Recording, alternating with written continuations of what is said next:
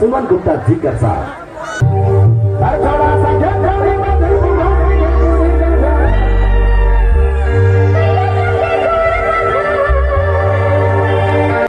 Dance हो भाई? अरे वाह, डांस चालू है पीछे। अच्छा, सुमन गुप्ता में से लगी ना जोश में अद्भुत खान सबके बर्बाद कर दिले है। बच्चा कुछ अथी से हो, गिटार वाले कहाँ चले गए?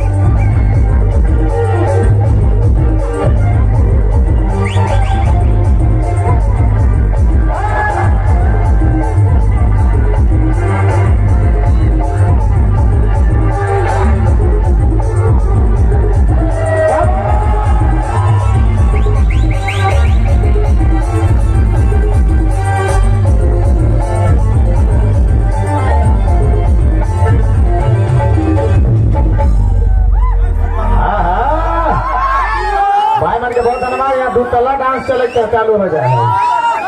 मेरा भाई मन कर 2 तला डांस शुरू हो वाला है। ऐसे नाचता रहो, एक के ऊपर है 3 तला भी हो सकेला, खाली गिरे से बात है। आओ प्रकाश प्रभात बाबू, चलो एक 2 तला हुआ था तैयारी के बाद 3 तला हो जाए नितेश बाबू। और भाई नितेश और सुमन जी कर गीत भरा तो पूरा महफिल में करता उड़े लगेला।